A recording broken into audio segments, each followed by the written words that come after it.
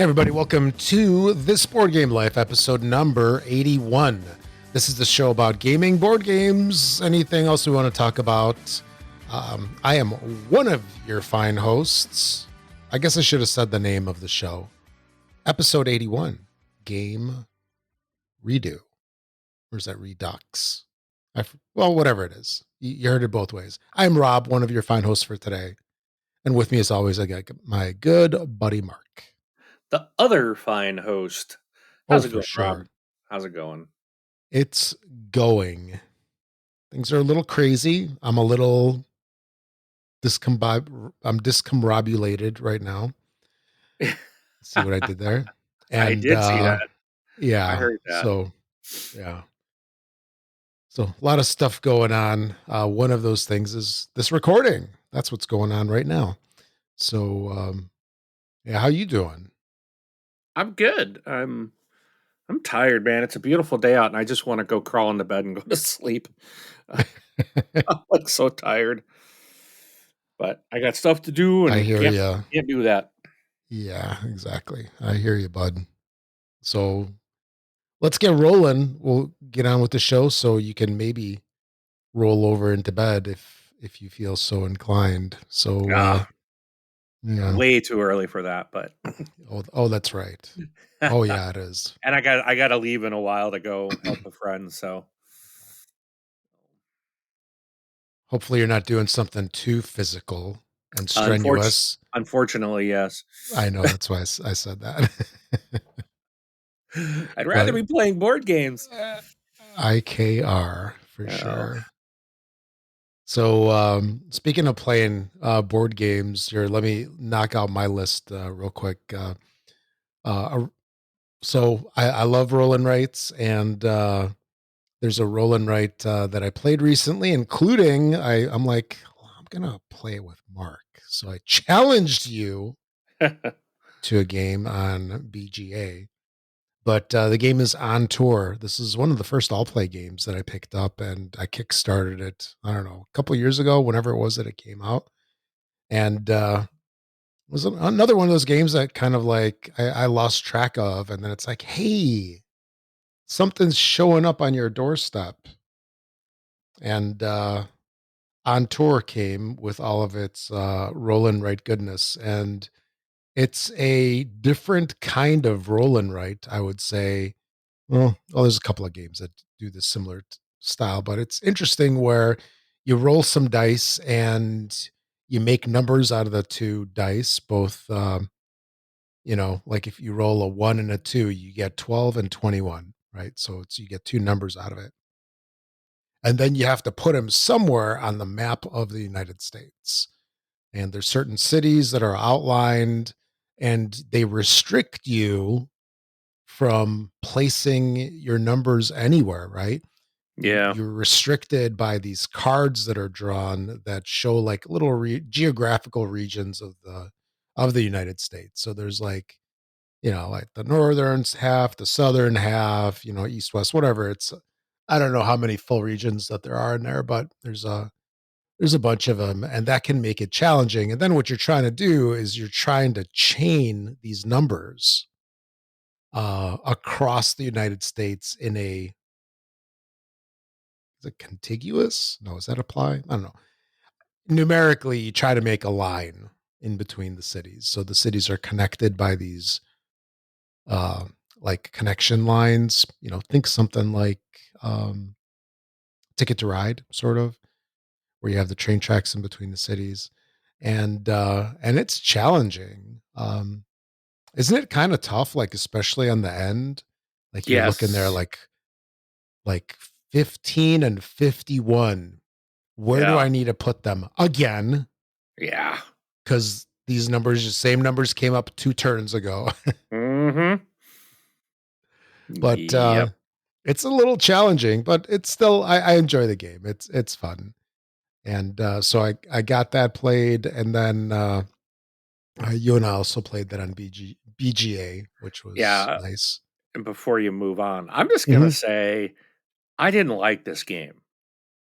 I've played other roll and writes where you're rolling the dice and you using those numbers to put down on a piece of paper. And Yeah. but I think what I didn't like here was there's That you I lost? feel no, no, Okay. I knew that was I'm gonna teasing. happen I'm long teasing. ago. Mhm. This game just didn't work for me.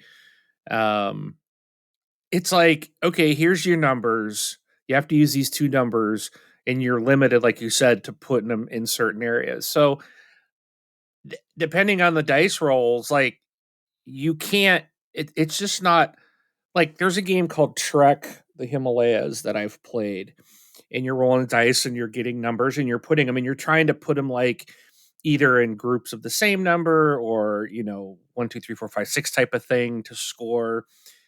But you have like you have the board, you can place the stuff where you kind of where you want. I think you're still, once you place the first one, I think you have to be next to it if I recall. But this was just like, well, you can only put it in this section or this section, like, but my other lower numbers down here over by Phoenix or something, and it's making me put it in New York. It's like it, I felt like it was just making it unnecessarily harder than, because I think even just trying to get things to line up to make a long run would be tough even if you didn't have the restrictions of where you're placing the numbers.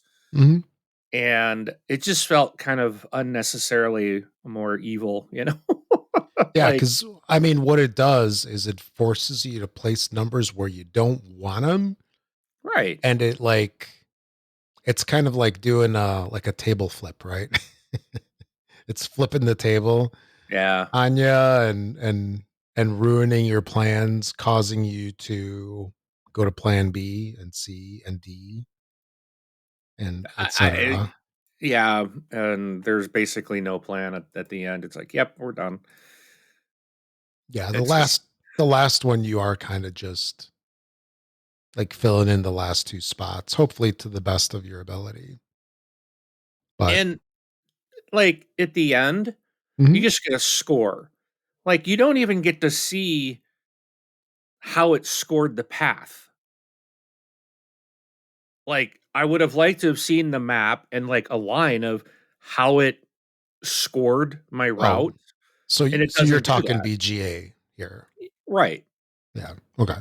Like, in the board in the actual physical game, Mhm, you would draw your line out. You get to see that kind of finish, and here it was just like, "Oh, Rob mhm. won. Here's the points." And I'm like, That's all we need to know. "No, but I would have liked to have seen how did it map out? How did, because I'm putting all this and I'm like, I don't think anything's gonna line up." And I'm sitting here trying to like, what happens when I had 2 15s next to each other? Does it skip one of them? Does it go through there? Because I had that happen a couple of times. You have the same number, and I'm like, well, let me put it next to it because I'm not sure exactly what's going to happen with that. And I would have liked at the end just to see how it routed. What did my route look like?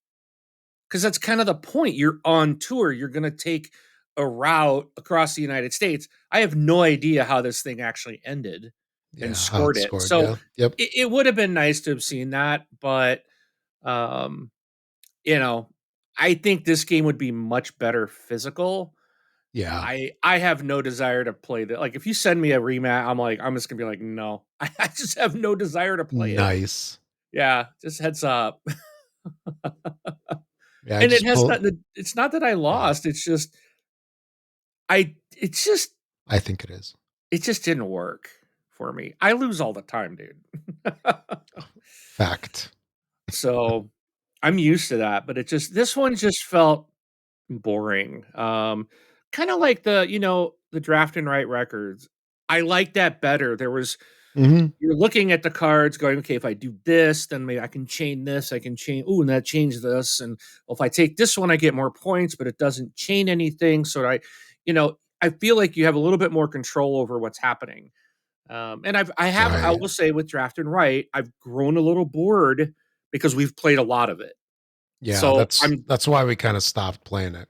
yeah, it's just like, okay, and I sent you an invite for Sky Team. Oh, I And I know see it's that. cooperative, but I did send that Yeah, out to you today. I'd like that's to fine. play that. But, um oh, the game has started. Yeah, I just Clicked just start.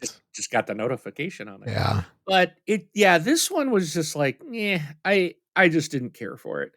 Mhm. And I'll be honest, there's another one we're playing that I'm just like, yeah, I'm just I just Sobek? yeah, I'm not it's not working for me.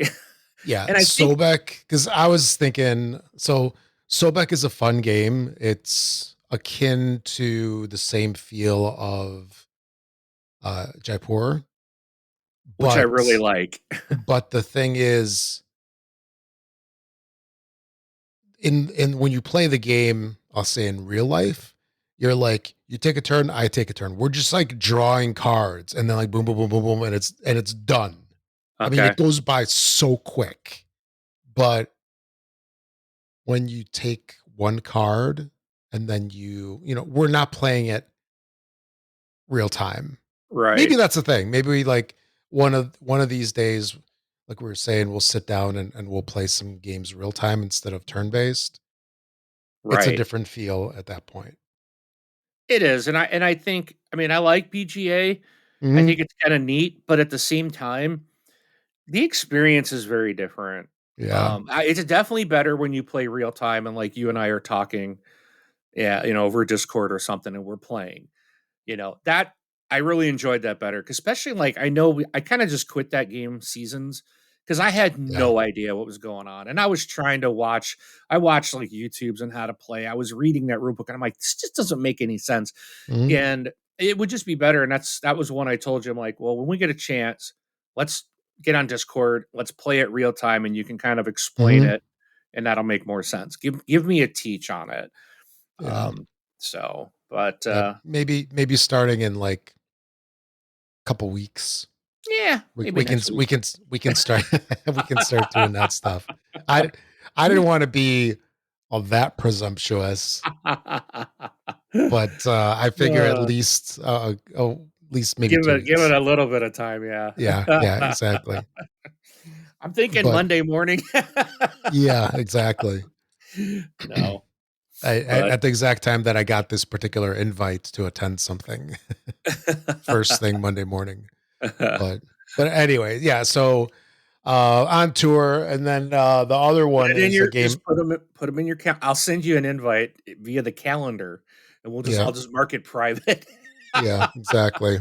I'll Mhm. schedule you for it for Team meeting. team meeting, But exactly. yeah, but the other game that I played is a game that I picked up at Gen Con this year, called Cafe. I was originally calling it Cafe Espresso, but that's an expansion to the game. So if I Okay, talked about it before, I think I was using the expansion name, which is in the box. But anyway, it's Cafe. So it's a game that came out a couple of years ago, and the interesting thing about it is that it's a Mayfair game. Mayfair Games went under or closed up shop after they sold off Catan to Asmodee and or whoever. But it's a fun little game. I actually really enjoy it. It's very much multiplayer solitaire, which is fine. And the way that this one functions is it's very reminiscent. If you remember the game Hanging Gardens that we played yeah. on this board game LifeCon back in February. Yep. So very similar to that, where you have these cards, and big difference here is they're big cards. They're not standard playing card sized cards. So they're bigger, and they have six areas on each card. Think of like a line down the middle and then two horizontal lines to break it up into like six equally sized regions. And there's different kinds of coffee beans that are on some of the spots. There's a ship, there's a roaster, there's um oh, what was it? A cup of coffee, Yeah, a cup of coffee. So beans. basically the gist is it's coffee related, if you couldn't tell, Right. with the name cafe, the coffee, the roaster, the grinder. That was the other thing, the grinder. So what you basically do is you place these cards down on a table. You have a starting card based on the shop that you have, and then you start placing cards on top, covering the some squares. You have to cover at least two squares of something that's already on the table, so you can cover two, three, or I think four as well. Oh, someone cheated in one of those pictures. They only What? got one Oh, square covered. maybe it was for illustrative purposes only. Maybe, yeah. But yeah, so you cover these squares, and then the amount of coffee cups that you have is the amount of turns that you take. So the first move that you make, you don't want to cover up your coffee cup, and then you want to get coffee cups, you want to get coffee beans, because the coffee cups give you actions. So your actions are you get coffee beans. There's four different kinds of them. Think of them as like your money or your victory points. So there's four different kinds of currencies per se. And you're gonna want to try to collect certain colors of the coffee beans, the yellow, brown, green, and red. Color blindness friendly mostly. I struggle a little bit with the cubes, but they're not too bad. So I think it's one of those games that is very dependent on the color of or like the temperature of the lighting that you have in the room. So color blindness, I'll give it like a 7. But rating where like 10 is like no problem and 1 is oh my god, it's a horrible mess. I can't play this game. But yeah, so you need to place your stuff down to collect your cards down to collect the beans. Then you have to put them to the roasters and then the grinders, and then either deliver them to your warehouse, which is where you store them, or you have to deliver them to coffee shops. And that's how you score the points. And then it takes a page out of the Reiner Knizia scoring method. Like in your warehouse, the two least amount are what you score. So if you have like one of one color, two of another, and then 50 and 50 of the other two colors, well, yeah, you score 1 and 2 points. Well, there's multipliers in there, but yeah, that's the game. It's a nice little game. It plays over 8 rounds and it's freaking fast. It is very quick. And oh, and I forgot to mention that you're each round you're buying a new card. So if the card has a coffee cup on it, which means that you get an action if it's displayed in front of you, then which is the you want them because you want more actions so you can do more stuff. But for each of those, you need to discard something like discard a coffee out of your warehouse. So there is a cost. So you gain actions by losing potential points at the end of the game. And that's always so dicey because what I usually do is like, oh, I'll discard my yellow and then I'll discard my brown. And then I don't have any yellow and brown. And then I draw these cards where it's like, give me all your yellow and brown stuff. And it's like, oh my God, you know, it's just, well, actually, no, it's, then you're trying to rebuild it rather at that point. You're trying to rebuild like your yellow and brown because that's what you're going to score if they're missing. So now you're scrambling to find the coffee, not the not rebuild your warehouse. I said that wrong, but yeah, it's a good game. I enjoyed. It's a great filler game. Great game to start at the beginning of the night, and I really like that mechanic that they took from Hanging Gardens. So I give that one a thumbs up. Yeah, that's about me. So what have you been up to other than playing Losing on on tour? tour. Yeah. Um, you will see, yeah, interestingly enough, our our Redux title, you're gonna recognize a couple in my list. Okay. Not the first one, which was Typewriter. I did get to play Typewriter again. This is the new game. From from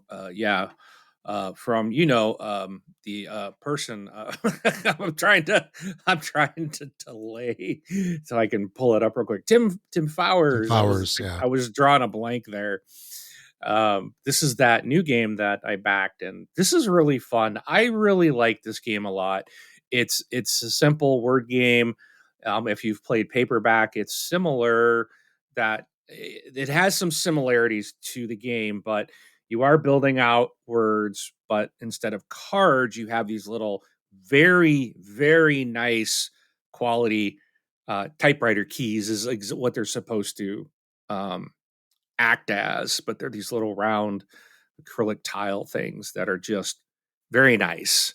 And there's a letter at least on one side, and then the flip side of it could have a different letter, might have a question mark, which is like a wild symbol, or it might have like an action that's like, oh, you can star a banked card or something, or a banked key. And it's a quick game. You can play this. It's 2 to 4 players. You can play it 30-45 minutes, and I would say that's spot on. Yeah. 2 players, you can actually, if both people know what they're doing, you could be under 30 minutes. I Oh, taught this wow. game recently, and we did it, I think, in 25 minutes with the teach. Oh, So very nice. yeah, it's not hard to teach. It's real quick. You can teach the game in just a matter of a couple of minutes, really. And it is fun. I really do enjoy this. And there's ways to get more tiles, more keys into your hand to try to make bigger words. And you're trying to get and the interesting part about it, I might have mentioned this the last time I talked about it, is you're not necessarily just trying to get letters. Like at the end of your turn, you're gonna pick a key from this pool on the center of the table. And so basically you're picking a letter, so to speak, or a key that has a couple different options on it. But there's more than just the letters. There's point values. Some of the keys have stars. So you might take a letter you normally wouldn't, because you're trying to bank these keys, and then also if they have stars on them, move them to the star side by using special powers that you get by making long words. And and that's how you have to get the bank stuff banked, points banked, and then the stars banked to get the extra points. So you are looking at the keys, and it's like, oh well, this might be, like an S might be an easy letter to take, but that V is going to give you more points, and it has a couple stars on it. So if you can bank it and then star it, you're going to get a lot more points at the end of the game. Or that S isn't, maybe it's not going to give you anything, or it's going to give you 1 point because it's an easy letter to use. So now you're like trying to figure out, okay, I need to get some points. I'm gonna have to take some of these more complicated letters to make words with, and it's a lot of fun. It really is. So Typewriter, excellent game. Awesome. I did also play Paperback, and this is the newer release. That we got. You and I both got this game in the our Kickstarter. So this is I forgot what it was actually called. It's like a 10-year anniversary edition or something, or 15-year, I don't know. But it has a lot of different game modes in it, and one of the modes is there's a cooperative game, and you take all of the what are they called? There's these cards that you're basically trying to get that have like these, they're not comic books, but they're like these old-timey Yeah. What? book covers type of thing. Yeah, like the novellas, novels, or whatever they're called. Yeah, they're really neat looking, and but you're trying to, so Really good the art on that, isn't it? Like, oh yes. yeah, And I'm not like a big art person, but I'm like, this looks so cool. These are really neat looking cards. But so you build this pyramid of all these, I cannot remember what those cards are called, but these paperback covered cards, right? And you are working from the bottom, and what you have to do in co-op mode is you have to purchase one of these cards on your turn. If you don't, then because you have a hand. This one's a deck builder, very much like Typewriter, but it's a deck builder. So you have a hand of 10 cards that have letters on them, and some of the cards will have special abilities or give you points based on if you played the card in your word. And things like wilds won't give you any points. It might get you make a word, but you don't gain points to buy new cards, which will give you more points, which you need to buy to make bigger words and to buy these books. So if you don't buy a book on your turn, you have to take one of these little metal books that they have, little tokens in the game that are quite heavy. They're really neat. You put one on one of the cards, and when a card gets 5 of those on there, you lose the game. So now it's like, okay, you don't want those to get 5 books on them, and it's everybody at the table has to, if they buy a card from the pool to improve their hand, one of those books gets another token on it, making it, so we got to like the last 2 and we lost. And I think what Was it happened, fame cards? fame cards, thank you. I Yeah, was thinking I just fate, looked it up in and the I'm like, book. fate's not it. Fate is from villainous, but I'm like, I knew it started with an F. The fame cards, thank you. And because like in the multiplayer game, you're buying fame cards to get points that are victory points at the end of the game. But in the co-op, you're just trying to get all of those fame cards picked up. And the top ones like takes like 17 points. Well, you've got to have a lot of cards or some good cards that you've added to your deck to be able to purchase that.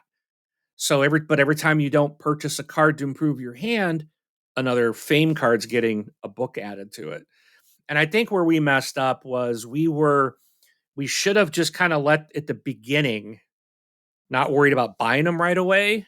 Because you can, like, oh, it takes like 5 points to buy one of the cards. So we were buying them pretty quick, like, okay, but we were buying those go into your hand. That just becomes a wild that gives you no points to purchase anything. And so we were struggling that we didn't have enough cards in our hand later at the game. So it's like next time I play, we're gonna be like, okay, not worry about if something's getting the books on it. Let them ride for a little bit. Let's get our hand built up, and then we can start pulling them off pretty easy. So, and then that should set us up better for the end game. But really, really fun. Paperback is a lot of fun. I've played competitive and multiplayer, or the co-op and competitive, and I really love Paperback. Got to play Rock Hard 1977 with my game group. Uh, this is fun. It's a worker placement with a lot of interesting situations. Like you get a job, and your job, depending on what job you pick or what you get dealt to you, you might have to work like nights. And but maybe that's when you, so that means you got to go do your job, and you can't go to like to the after hours places to get some bonus actions or bonus cards and stuff like that, which can really hurt. Or you might have to do it during the day, or if you took some sugar and you're crashing and you got to recover, that can only be in the morning time. And if your job's in the morning, that means you're skipping work. So then you're not getting paid, and you're trying to balance like when you go to work and how many times you miss work. If you miss too many times, then you're fired, and it's and then you don't get paid for that. So you're trying to build up some other things and get your band going, your rock star dreams, to be able to sustain yourself by just doing gigs and things like that. It's just solely a worker placement basically, and it's very interesting, some of the activities, and it's definitely more, it's not a full on adult game, but it's not necessarily a family friendly game. They're used, they call it candy, but it's drugs. It's about, they did a the way they went around it is by calling it candy, and if it's to not necessarily come out and say you're taking drugs, but everybody knows that's what it is. And there's some of the cards that can be kind of suggestive, So it's not necessarily for young kids or anything. I would keep it to, teens and above, I would say. But it's a fun game, and it it's interesting to see like how you're gonna where you're gonna place your work, or what are you gonna do each part of the day. There's like the morning, the evening, and then there's like the after hours. So there's like three parts of the day, and again, some of the spots that um, are only one person can go to. So some of the spots are limited how many people can go there. And then on the very last section, maybe you want to do something that like go to bed early, which means you're going to basically be first in the next round. So on the whole last section, not only are you could go and get some additional cards, but or bonuses, but then that's going to put you further back, and you could be last on the next round. So you're kind of juggling. Do I want to go early? What's the benefits? And you might need to try to, because if you get your record contract, or you cut a demo tape at after hours, but then in the morning is when you have to go and sign your contract, and only one person can do that. And if someone else has their tape, then you might want to, and you've got your tape, you might need to go first to try to get that record contract done. So you're trying to manage what you need to do, also kind of keeping an eye on what everyone else is doing and how it might impact your ability in the next round. And so it was really done. The game's done really well. There's a lot to the game. The player boards are really cool. They're very thick. It's like a little amplifier, and you actually attach these knobs to the amps to track different things like what do they call it? Your How many records you've made, or how many songs you're tracking songs. Um, I think it's like fame. There's like three things you track. I can't remember what they were called. But they're like, and to do certain things, and you got to get like certain amount of fans. And anyways, you're always constantly trying to up these resources, if you will. You're trying to make more songs and get more fame, and different things to keep progressing, so you can play larger stadiums and venues and stuff like that. So, which give you better rewards. So, really fun game. I really enjoyed that. I also got in Finca, which is a game that I was introduced to at the Nice. this board game life con 24 back in February. And so I got the brand new reprint of this game, The redo. the Redux. And I remember really liking this game when you showed it to me. And so I was really excited that the game was being reprinted.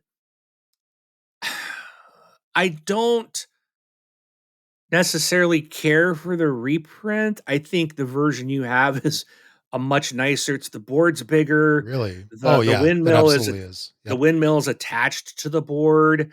This one's like separate. I mean, it doesn't really impact the game, but I thought that like the original was just nicer looking overall, but this doesn't impact the gameplay. It's still really fun, and I had a great time playing Finca.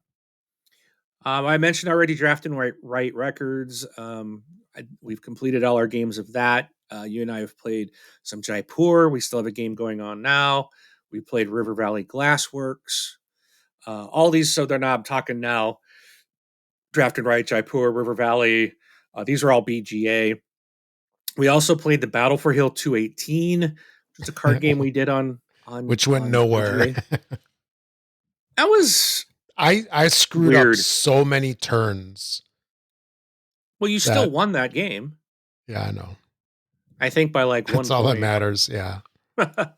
So it was interesting, but again, it was like I'm looking at the card and what it says, and I'll place it, and I'm like expecting to attack you, and it's like, okay, play another card, and I was like, well, wait, And it why am I doesn't not? do Why is it anything. not a let? Yeah, it Yeah. doesn't let me attack, and I'm like, I don't Yeah. understand. Is it showing like the diagonal? I should be able to sometimes attack, sometimes it didn't. So I'm sure I was doing something wrong. Like I didn't have the supply route or whatever was. I'm sure it Yep. was on me, but Yeah, I because So the thing about the game, and I screwed this up a couple of times because sometimes when we take our turns, I just go through them really fast. It's like almost like don't really strategize with some of Right. these. So it's funny that I can basically win a game against you and not even like strategize, but that's a whole different That's story. But I'm teasing. I'm teasing. I'm DUM, all Yeah. right? Dumb. I'm DUM dumb. I'm cannon Yeah. fodder. Yeah. But yeah, so the thing that you have to keep in mind is that there's two kinds of units. There's units like the tank and artillery that will kill a unit immediately.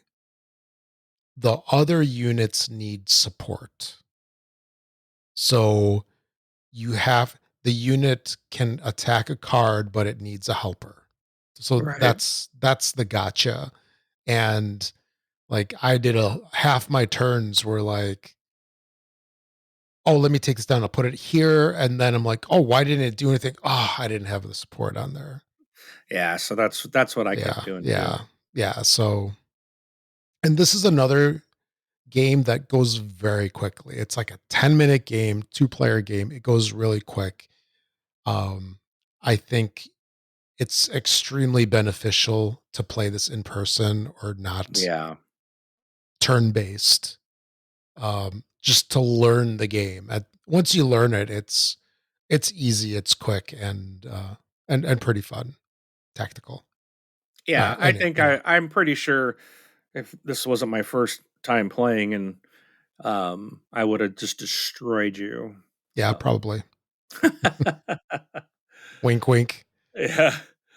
I also Anyway, played Star Wars the deck building game, the Clone Wars oh, the edition. new one. Okay. Yeah, the new one, and I got to play it, and I was like, I've got the original, and I was like, why have I not been playing the original? This game's really fun. Like, I really do Mhm. enjoy this game. Isn't And I this remember what they? Wasn't this the one that they were like really talking about at the in-flight report that no, FFG did? I thought no. they, I thought they That had this one. they just showed this one coming out, but what the game they were talking about a lot was the Oh yeah, unlimited. Unlimited Star Wars Yeah, Unlimited. That's yeah. completely different. Okay. So this is the deck builder. You don't need to buy. You buy the game, and that everything's there.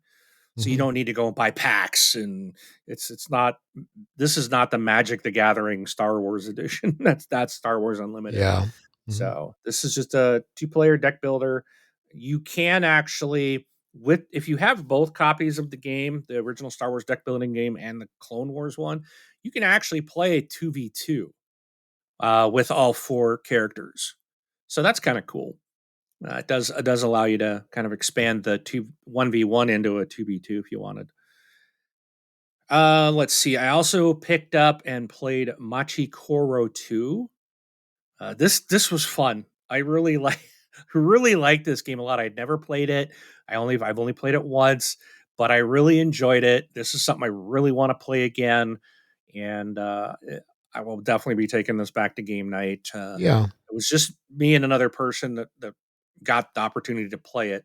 So I really like to see what it's like in a four player, because it's interesting. I like this because depending on what someone is rolling, you could gain, like, you're always looking, if you're not just waiting for your turn. When someone else's turn, depending on what they're rolling or using, you can gain like money, or maybe there was one time where my opponent like rolled a number and I was like, oh, give me all your gold, like give me all your coin, because it was a card I had, my little city thing I had out in front of me. So it was just, it's really interesting. Like it can go back and forth so quick. You're basically building out this little town and trying to build three landmarks, and it's just basically first to get three landmark cards wins. So, but it's cute. It's quick. It's fun. So, looking forward to playing it more. I also got to play my Worms the board game. Kickstarter came in, and I played like 2 rounds just myself, playing as two different worms, trying to learn the game. Just sat there and played it, and then I did take it to game night last night, and we had 5 players. playing a game of Worms, and the game is easy. It's not a hard game, and the reaction from the group, I think everyone there was familiar with Worms the video game, and several of them were very familiar with it. So they were like really interested to play the board game. And I think at the end of the day, this game is going to be enjoyable for people who really enjoy the video game and that memory of Worms. Otherwise, I don't know if it's going to appeal to other people. It might, but I think the real appeal is almost like nostalgia for the video game. I bet. And Yeah. the interesting thing was that I remember Worms, but it wasn't something I played a ton. Two of the people in our group last night, big avid Worm fans from back in the day, and they kept talking about like how impressed they were with how this game translated to a board game. And I don't this isn't the first one that's come out, Right. but they were just like super impressed with this. This game is made from Mantic, and it should Okay. be hitting retail soon. Like I said, the Kickstarters are just arriving to people, and it really does a great job of how, kind of like Deep Rock Galactic was. I was so impressed with how they took a video game, and I'm like, how does this translate to board game? And in that game, it was phenomenal. And this is another one that's like, wow, they nailed it. Like, you know, Nice. so it's a lot of fun. It's a cute game, and but it's not anything that, looking at just like your normal board gamers, I think a lot of board gamers might find it too easy, too Yeah. not interesting enough. Where that's where I think like those that are familiar with the Worms franchise and have played it hmm will really enjoy it.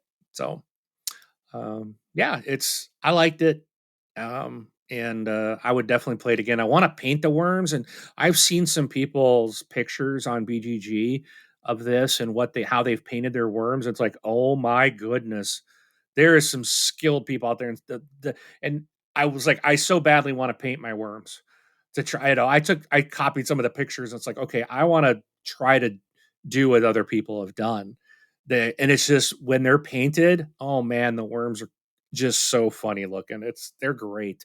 The great sculpts. And I encourage people to go and look the game up. Oh wow. It's Yeah.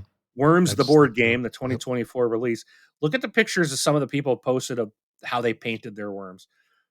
It's just great stuff.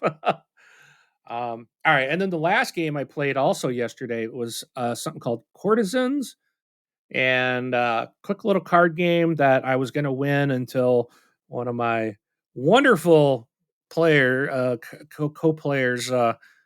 hosed me in the very last turn. Their very last play of the game just wiped me out, and I ended up as being the only one with negative points, where I was going to probably win the game, but she stomped all over that.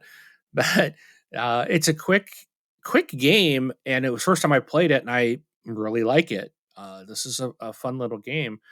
I have my only complaint, and I know it was a complaint of her because she just bought the game, and it comes with the play mat is not, it's a like cloth, and it was all just mushed up, like it wouldn't lay flat, like it's supposed to lay Oh flat wow. for you to put your Mhm. cards on.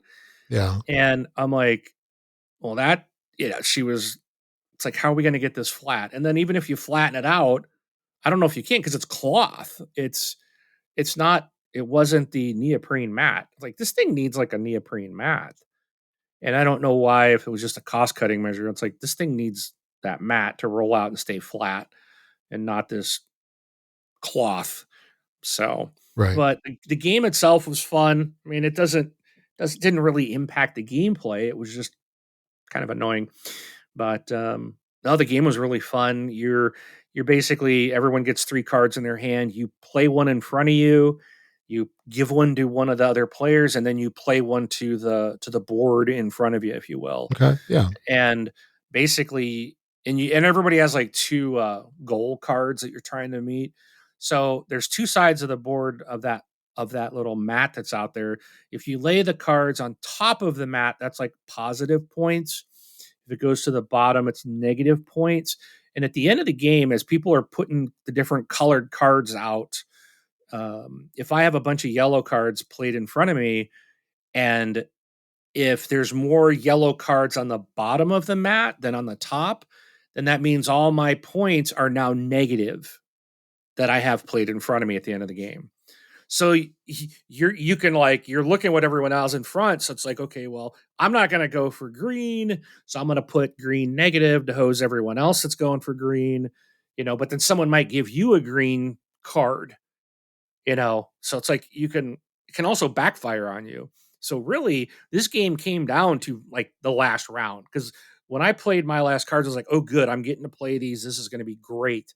And then the very last person completely hosed it, and it just like, oh, it was, so it really seems like it's one of those games that's going to come down to the very end. um, so which makes it very interesting. So I really want to play it again. And it's yeah, this was a fun little game. But that's what I've done this last couple weeks, Nice. That was definitely some good gaming. and some Redux in there too. Oh yeah. Speaking of the Redux, so technically this is not redo, right? This is a different spelling. Anyway, Redux. So when it comes to gaming, there are occasional reprints of games. They seem to be happening fast and furious now for some reason. But there's reprints of games, and I thought it'd be cool to talk about some of this, potentially some of our experiences and our thoughts, because I have some thoughts, some good and some bad, on the redos of games. So I think that there's a couple of different classes of game redos, reprints, whatever you want to call it. Hmm. The first one is, I'll say, the beneficial one, and that's the reprint of the long out of print game. Yes. So things are a lot different now than they were years ago. And when I say years ago, it's not like I'm talking about the 1800s. I mean, as little as 10 years ago, a lot of these board game companies were teeny tiny. They were literally one man shops, running out of people's homes. They're running a Kickstarter in the way that it was really designed to be run, right? Where it's like to help somebody make their game come true when they otherwise wouldn't be able to afford it. And I think, I forgot to finish what I was talking about here. I'm going so many different directions with this, I guess.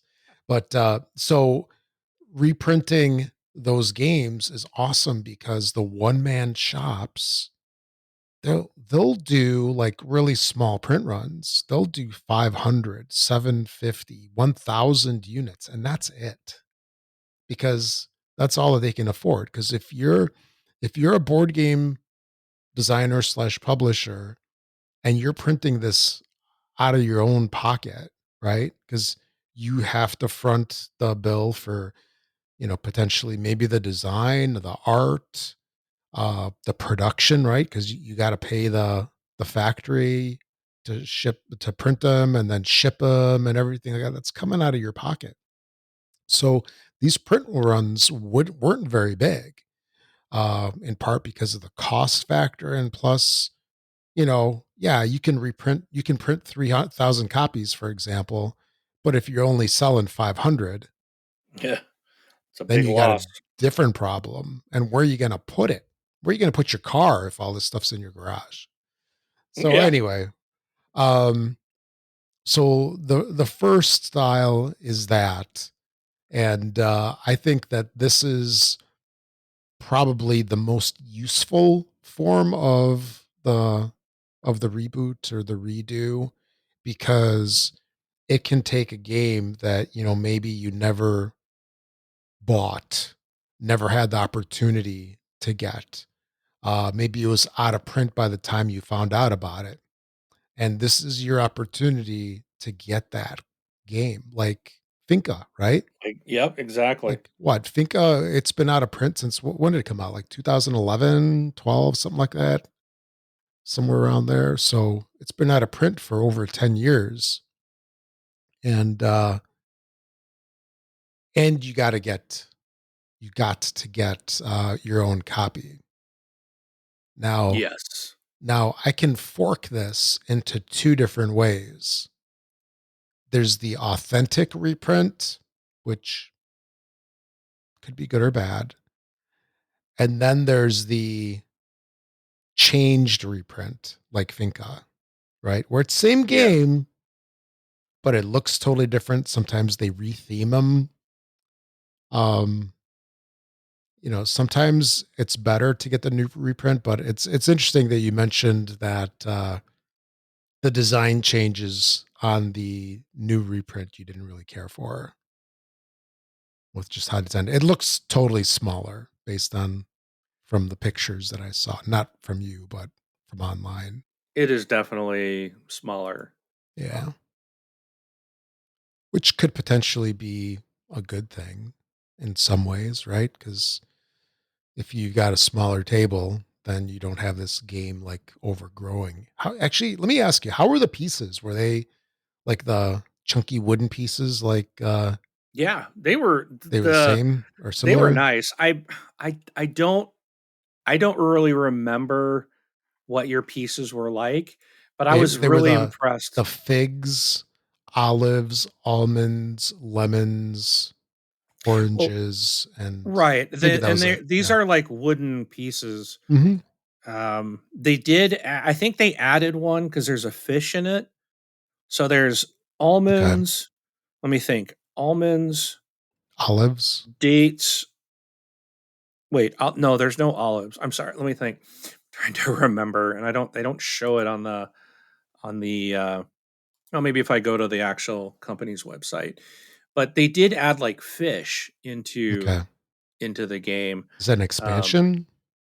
no, there is a mini expansion that's included in the game, Yeah. but I can't seem to get right to their page. It's being a pain in the butt. But anyways, there's like lemons, oranges, almonds. There was a fish. There was I want to say there were six different things. That sounds right. Dates or figs, and I think there was something else. Um, but I think if I recall, the fish I don't believe was in your game. So I think that's different.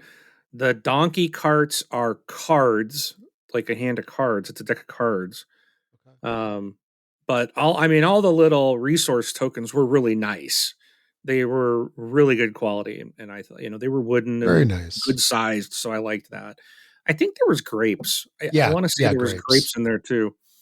Yeah. So that was the sixth one, and it plays the same. There was some wooden fincas that you would put out, and I don't remember if your game had that, but like when you Yeah. claim an area and then you've got the little finca bonus tile, which goes to whoever sold the most of that item that was there, then you would put a little wooden finca, which I guess is a ranch or like a farmhouse or a ranch house. You'd put that on that area to signify that that area was done.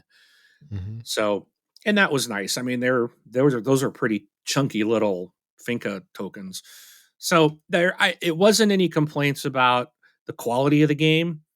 I just my only thing was I liked the original board where the windmill was on the main board and the board was a little bigger. This one is pretty small. I mean, everything fits, but there's not much room. It's compact, and then you have your little windmill thing off to the side. Yeah. I dropped a So, picture of it in the chat. oh, okay. Yeah, well, it doesn't work. For some No, reason, the second link, the first one's broken. yeah, that's what I clicked on the second one. Oh, you did. Yeah, for some Oh, reason when I click those, they never work. yeah. Actually, These it worked for me once, and then it didn't work the second time.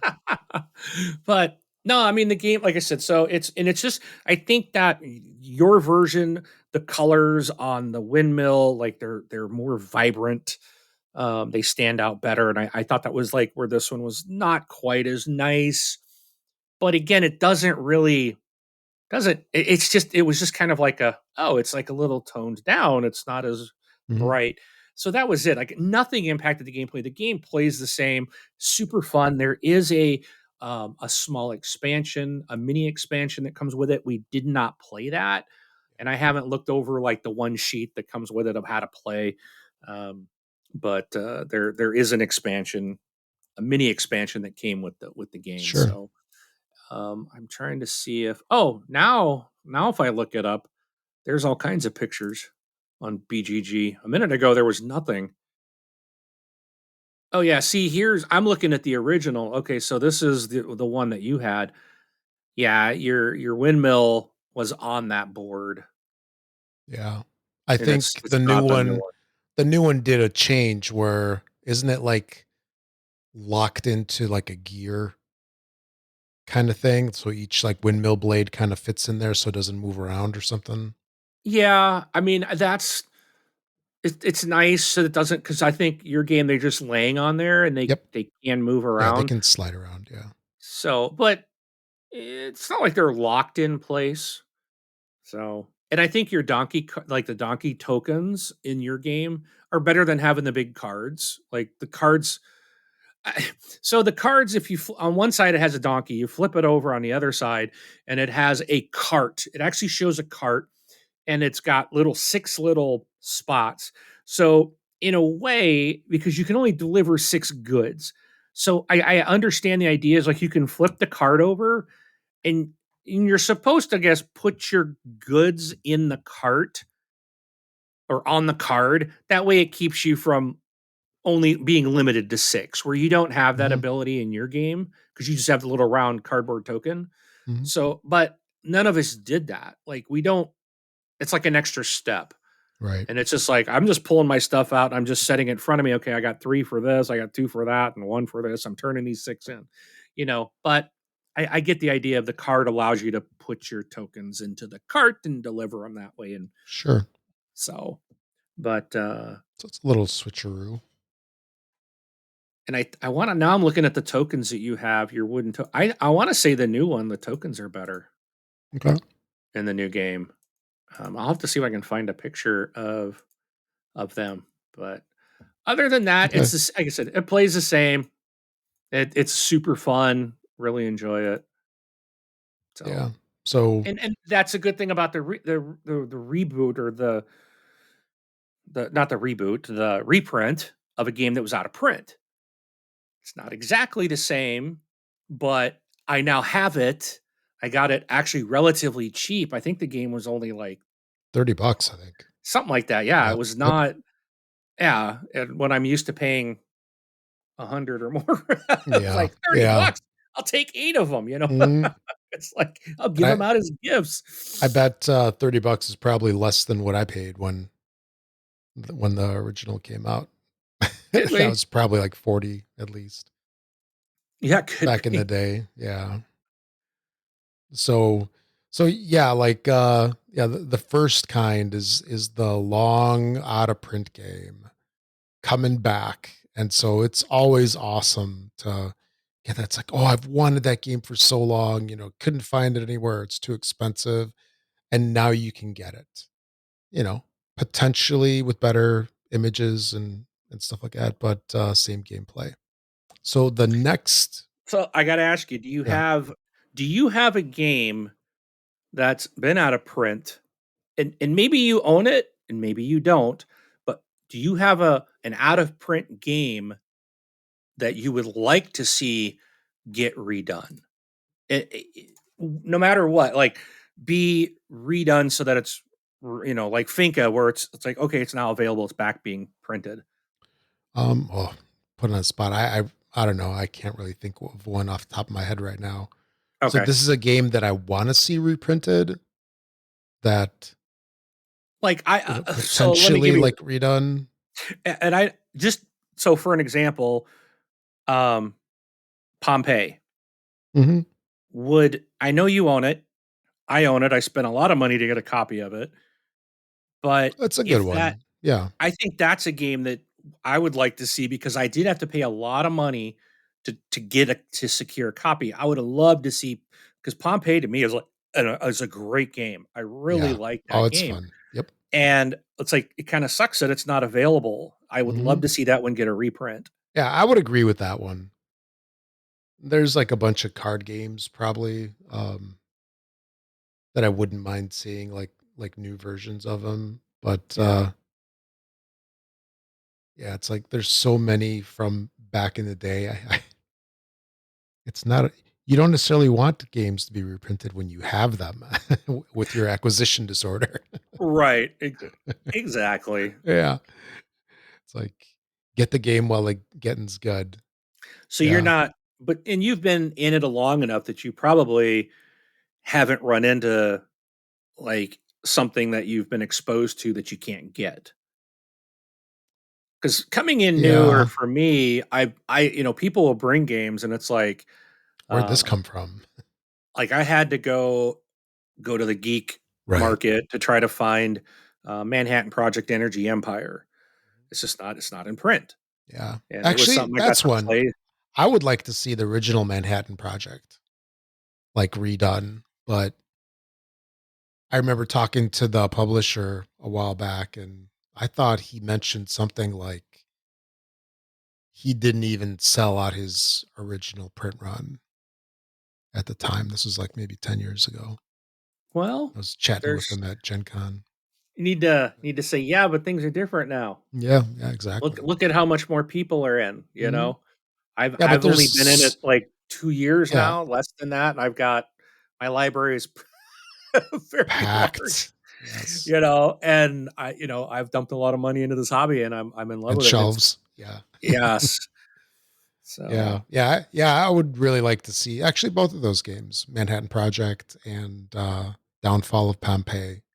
Those are both awesome, awesome games. So, like going into the next what? so I No, was gonna say, yeah, calling you out, Pandasaurus. We just yeah, gave you your next two games to get the rights to reprint. exactly. Yeah. So the next one is the deluxeified version. Oh, So this isn't necessarily an old game or a game that's out of print, but it's a game that is now like overflowing with excess. Let's just put it that way. And then no such thing. it comes with an excess price tag. So, I Castles of Burgundy. Castles of Burgundy, prime example. Um, oh, what was that other one? How many times have you That backed Castles of Burgundy? once, twice, no, No. twice, I'm twice. like, at least twice because 'cause I've backed Actually, it no, twice. no, because You've probably done it more than that. I think I got the original. Yeah, I got the original from a retailer, from that one Okay, see retailer that is no more. okay, Yeah, but then you backed the Kickstarter deluxeified version, right? Or no, it's you got the reprint of the reprint. Yeah, so the new one, I just did some add-ons to it. but did you buy the new one in a store? The special edition version? No, the special I got it mail order. I did not get it from the original crowdfunding Oh, okay. thing. So yeah, I got it But you're from backing okay, so you and I did the same thing. yeah, I got it from the goat, basically. Okay, and then you and I are both in the current for the same game because we're picking up things that we didn't get the first time around. Yeah, because mine was it was like the basic version with the sun drop and it also had the acrylic tiles. Yeah, and I had So everything I wanted without the acrylic. yeah, I didn't get the yeah. sun drop, but I didn't get the acrylic tiles, but I'm Mhm. backing the acrylic tiles now, and that's all I'm getting. I'm not, but yeah, But that's a yeah. super deluxeified version of the game. So would you say that the deluxeified gaming reboots, redos are, how would you classify that? Is that giving gamers something that they really want for games that they enjoy? So is it pushing this game to like, God tier, or is this a cash grab? I think it's giving gamers what they want because if you look at the original Castles of Burgundy, I mean, so that game came out. It was ugly.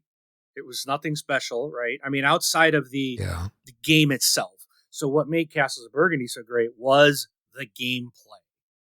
Yeah, that's what Mhm. made it so special. And then they came Yeah. out with like what an anniversary edition, which they kind of upgraded some stuff. And then who is it? They start with an A, and I can never remember their name. The people that are Awakened Realms. Yeah, so they came along and were like, "Hold my beer, Yeah. we can do Let's this yeah. better." Let me show you how it's done. And what, $300 later, everything has just been Yeah. to the We nines, as it says. This is, you can't get better, and yeah, it is overkill, yeah. but I bought it. I played your game, and I'm like, this is ugly, but I'm like, there was still something there, and the only way for me to get it was to buy this bigger, expensive version, and No. I freaking love it. You could have bought the old No, I, original. I wanted one with the colors look better. I know.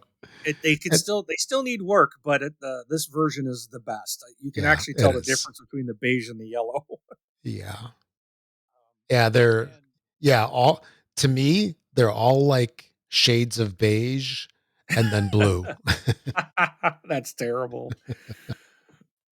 But Yeah, that's funny. I mean, the thing is, it's not a cash grab because they are they're crowdfunding it. Mhm. They're making millions of dollars in funding to do it. They put it out, and then people are clamoring for, they're doing it again. They're doing a reprint of the original special anniversary edition, which I'm so grateful because after I got it, I was like, man, I wish I would have sprung for the acrylic tiles. But they're out. You can't buy them anywhere. And nobody has them, and I'm not going to spend $300 to buy them in the secondhand market because that's what you're going to find on eBay and those places. So when they announced they're going to rerun it, I went back in and pledged, and I'm buying the acrylic tiles. So I'm like super stoked. And Oh, yeah. again, that thing is, I should look up what they made on their second run. It's still like an incredible amount of money on the second reprint And Puerto of Rico it. right now is over 2,000,000, 10,600 backers. I'm one of them. 13 days left. I can't look at this. I need to avert my eyes. You have not gone in? No, I haven't. Yeah, because I actually Oh, never picked up Puerto Rico. It's a great game. I never bought it because it had like it needs 3 players, and I stay away from games that are 3 or more. I want my games to be 2 or more, or solo and higher. so the original. Oh, wait a minute. Did it? Um, so the Castles of Burgundy reprint, special edition reprint. It says view the original campaign, but that's not the original. I have to go back and find. But the one that we're in for our tiles or whatever you're in, I don't remember what you're getting. I'm getting the tiles. What were you getting on this? I'm getting the landscape, Sundrop, and Oh, something else. I don't remember what the other thing is. $4.2 million. Yeah. Over 20,000, almost 21,000 backers, and this is not the first run. I'm trying to find the I know there'll be a link where you can see other stuff they did, and it should take me back to the original one, but they did this like so this isn't even the first time. That's insane amount of money for an initial run. This is a reprint. Like we're going to Mhm. do it again and they're making that kind of money. Yeah. So, you can't tell me that I mean, people didn't want it cuz 4.2 million dollars. That's Oh, yeah. insane. Let me Oh, and yeah. I'm going to keep trying to find their here we go. So if I can find their here we go. The special okay. So here's the original one.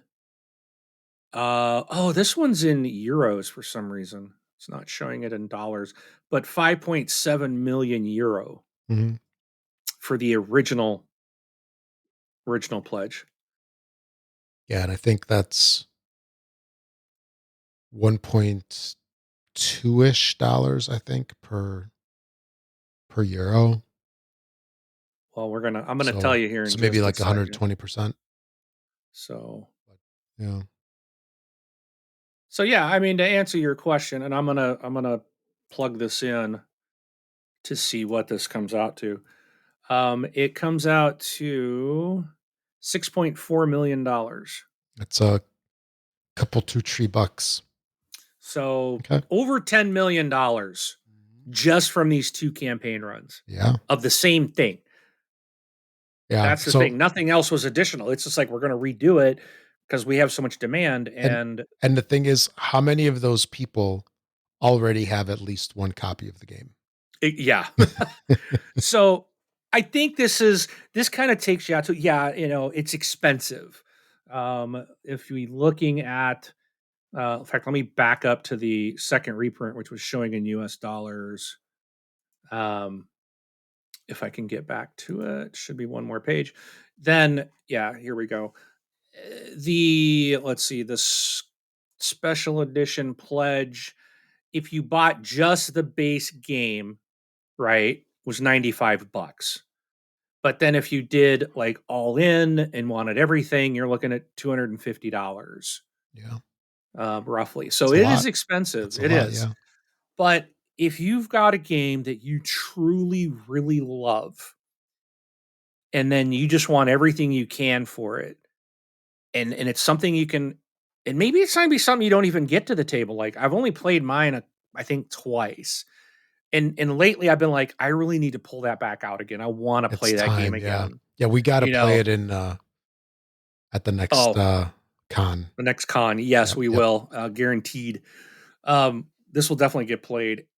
But I find that having the special stuff, the deluxified stuff does add a lot more to the game. The game is there's just something about it. It's already an amazing game, and having it deluxified just makes it even better. 'Cause Like it I looks really, really better love it. and it feels better, right?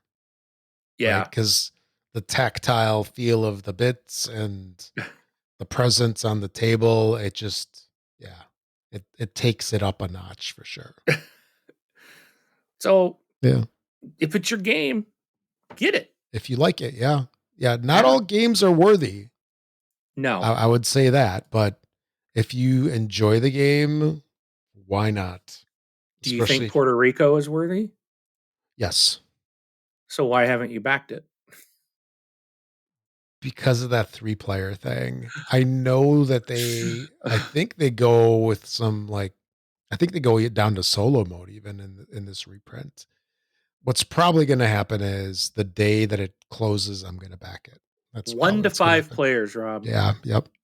Yeah, they saw that I would come out with my, complaint, and they annihilated it. Yep, you get the solo Yeah, mode Atoma. yep. There's And now quality of you yeah. get new expansion, there's quality of life improvements, there's So, the one thing that I really hate about some games that have a solo mode, and I didn't look into this, is if so some games have, like, robots, right, that play the game to some degree. So, if you can play solo and you basically got two robot characters, come on, that is a pain in the butt. And I hate keeping track of all that stuff. Yeah. But yeah. So yeah, so we talked about two different ones, right? The long out of print, so that's a thumbs up. The Luxified gets a thumbs up.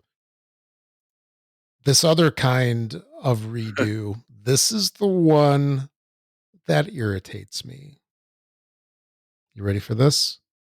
Yeah. That's the game that comes out with a new version and it's changed because they fixed something that was broken in the first one.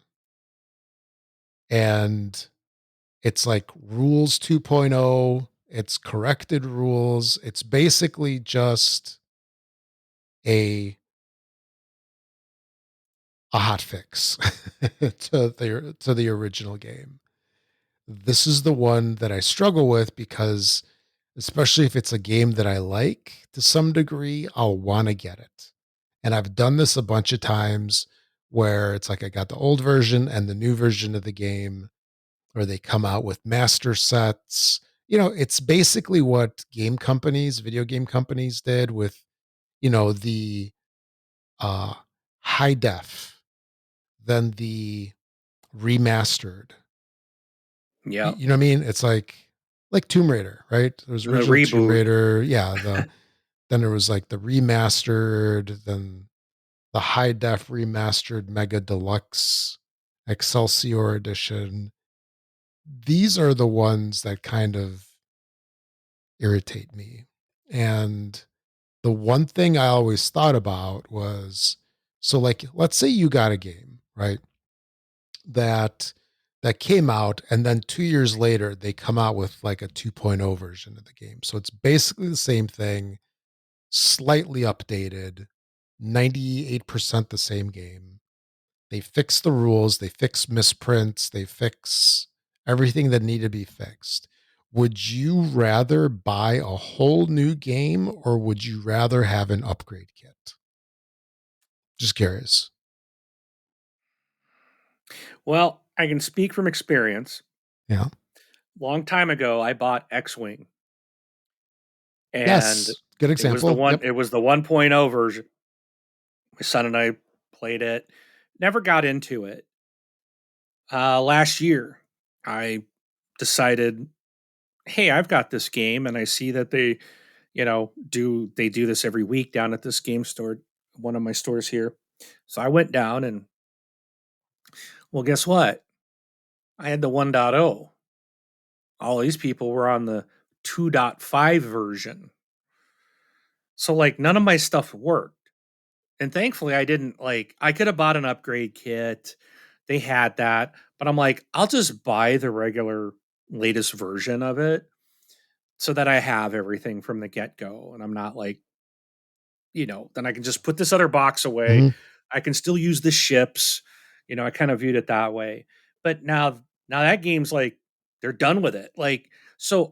And I think about it from all these people that were huge into it because the people that are playing this, dude, they've put money into it. Lots and lots of money into this game. And all of a sudden you're like, "Oh, now you got to go to a 2.0." Well, then it's like, well, now they had to spend money on upgrade kits or buying new stuff because everything changed. And then it's like, well, now we got a 2.5. And I don't, that might have just been some rule stuff at the half. I don't think there was like upgrade kits required for that. And it's like, now it's like they've just retired the game. They're done with it. Yeah. And it's like, all those people that put all that money into it, and that's the problem from the 1.0 to 2.0, you basically kind of broke the game. And if anyone wants to stay, now it's fine if you're playing at home. You don't have to buy the new stuff. You can play the game as it was. But if you want to play with others in a community that have moved on, you really have to spend money to play this game you bought. That I don't like. I'm with you. I don't, Yeah. It's if the irritating. game is broken, then you should have known that. And I don't think that X-Wing was necessarily broken. Almost, and I don't know, and I don't know why they did this update or what changed, but that I kind of feel like you do. It's like that's not something I like, and I'm not gonna. necessarily buy a game to just because of a rule change, Yeah. especially when you can just download the rules. But Right. if it's changing components or adding new stuff into the game, I think it's really going to depend. Like Castles of Burgundy. Okay, after all of this, say the next crowdfund for them is Castles of Burgundy 2.0, where they've changed some of the rules and put new content into it. Are you going to buy it again? When Yeah. really it's just they're going to change a couple of things or they fixed something with the gameplay. Now, I'm not saying that would. It's been around for too long. I don't expect that would happen and the game is like perfect, right? But using that as an example, you know, myself, I'd be like, no, I'm not spending a ton of money. I already have one, plays great. I like it. I'm not buying a new version of Castles of Burgundy. Right. It ain't gonna happen. So Yeah. They they did take Castles of Burgundy and they made a follow-up game that's similar-ish. I can't remember the name of it. But Towers? Oh, whatever. But that's different. That's like having a sequel as right. opposed to, a fixing of something and I always sometimes wonder like these games that have this, is it because they didn't play test it enough? However, something like X-Wing with such a huge competitive base, maybe they did some changes to make the competitive stuff more interesting, but who knows? So yeah, that's kind of like a couple of different versions of the redos. Some good, some dubious, some you know makes some of these games are ones that make you go because you Yeah. mentioned FFG. I've got Descent 1.0, Descent 2.0, and then the latest Descent. So I have 3 copies of Descent. Like I think was it Yeah, Car Wars is on version 6, yeah, or I but think yeah, but 5 or Car 6 or something like Wars that. it came in a Ziploc bag. So that's Not anymore, man. That's an yeah, expensive or box to that's buy. Ogre. But Yeah, yeah, I but don't know if like I don't know that game well enough to know if those versions changed or if it's just like, you know, I would assume the rules and stuff have changed to add more things, but I don't know if it's like an X-Wing thing where like you can't play version 1 with version 6. yeah. I have no idea, but it's just one I thought of that I see in the store for sale. Yep. So, So cool. So yeah, redo games. And even though we talked about a bunch of them and I said that I'm annoyed by some of them, so I'm still gonna buy them probably. Old habits yeah, die hard. I've got several that are backed right now. Yeah, yeah. I just backed today. I decided Oh to back yeah. Raw. Yep. Um, I'm That's a good just game. Yeah. I'm doing Raw and I'm doing the acrylic version, but I'm not getting the other like add-on. Um, The ones with gold foil and well, I'm just getting Raw. It comes with yeah, an expansion for it, but I'm getting the like nicest version of it. But I'm not buying the. I think there's like a mega roll and write, a version. raw and write, or something. I Mm, think there's a raw and write. Oh, there's some other stuff with it, but I'm not getting those. yeah. I don't want those. But I decided I've looked at raw. It looks interesting. It looks fun, and it's one of those classics. It's like I should have this. So that's a reprint that's in alive right now for a few more days.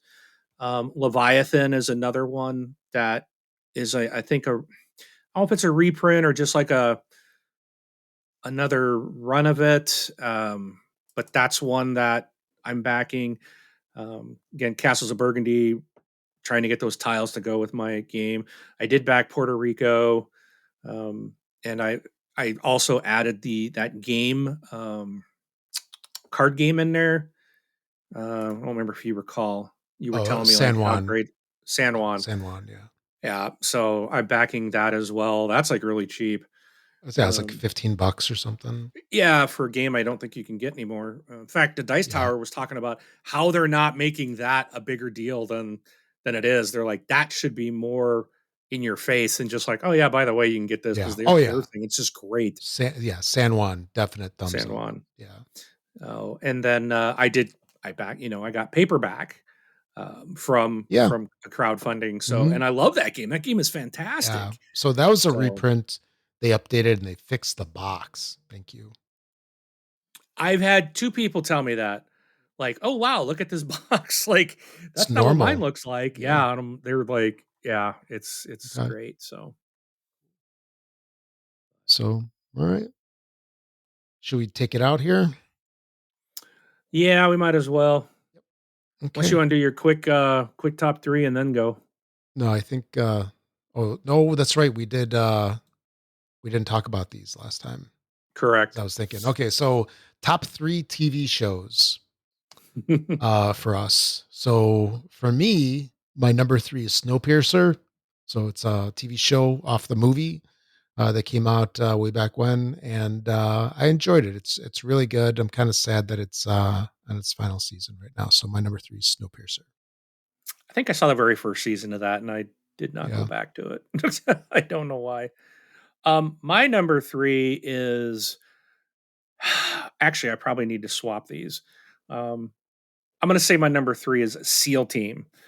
Um, they got a new season out right now. I thought that they basically kind of wrapped the show up, and the way they ended it, and it was before like all the strikes and everything. And I thought it was done, but they have another season that's going right now. But my son and I really love to watch SEAL Team. And my number 2 is Handmaid's Tale. This is one that I didn't think I'd really like, but I heard so many good things about it and I started watching it, and yeah, it's intense. It's messed up, very messed up. It's about the United States gets taken over by kind of like this religious group, and you know, um everybody's got like a really rough time. So, you play along or you suffer the consequences. Handmaid's Tale. I'm waiting for like the next season, like fifth or no, sixth season, maybe seventh. Yeah, I can't wait for the next one to show. We all have to watch that. I've heard so many good things about that, but Yeah, it is messed up. Yeah. I like messed up stuff. Yep. All right, my number two favorite TV show is The Rookie. I It's a cop show with Nathan Fillion, who's like I think he's supposed to be like 40 something years old and becomes a rookie cop. He like changes careers and it's a fantastic show. The whole cast is phenomenal, and I really think Nathan Fillion is just awesome in this Good role. stuff. Yeah. Yeah, he's so good. All right. And then my number 1 is Gold Rush. This is one that was recommended to me a while ago. It's basically about a bunch of dudes that are originally up in Alaska trying to, strike gold and everything that they have to go through. And it's just interesting. It's like a reality show. Um, who knows how much of it is scripted, if any, but it's just a nice watch that is kind of like just sit there, just watch it and veg. I think they're on 14th season now, so I'm Oof. I'm working my way up to catching up, and it's entertaining. So that's Gold All right. Rush, my number 1. My number one TV show right now is Bull. Um, I'm into season five of, I think, six right now, and I'm really hoping there's more coming because I freaking love this show. It's really good. The main character, if you ever watched NCIS, the guy that played, oh, wow, I finally see him now as Bull instead of, totally forgot his name on NCIS. Um, and I was like, oh, he was like, Wait, is it Richard Mall? Oh, wait, that's the wrong no, show. Yeah, no. um, now I can't remember his yeah. name from the other show, but no, the actor is Michael Weatherly, and Okay. he played in NCIS, and I just can't remember Not Night Court. who. No, Okay. no. All right. But he was like really Anthony DiNozzo, like that's who he was in NCIS. So it's like for the longest time when I was watching Bull, I just kept seeing Anthony DiNozzo, and it's like now it's like he's Bull, he's Dr. Jason Bull, and it's like it's such a good show. He's like a trial science guy. He's like a psychologist, but it's a lawyer court show, and that cast is incredible, and the stories are just like so good. I'm like into the fifth season, and it's just like everything is different. Like you never know how the show is going to play out, and I love that. It's Okay. so good, and it's a lot of the show is actually like co-created from Dr. Phil McGraw. So you know who Dr. Phil is, Yeah. right? Yep. Yeah, so, like, this whole psychological thing about how people are, it's that's his thing. He's like he helps lawyers pick juries and helps the lawyers mount their defense, to, for their clients, and what how people respond to certain things, and it's just so good. It's such an amazing show, but Nice. yeah, but that's it. All right. So that's our current faves for the TV shows. All right. So I think we can call it for episode number 81. Uh, what do we call this one? Game Game redo. I was like, Redux. a game redux. I remember the redux part. And I was like, wait, what was the first one? So, okay. I'm Rob. Thanks for listening. Thanks for listening, everybody. Wrong show. We'll catch you all in 2 weeks with the next exciting episode of This Board Game Life. Woo, and I'm Mark. We'll catch you at the table.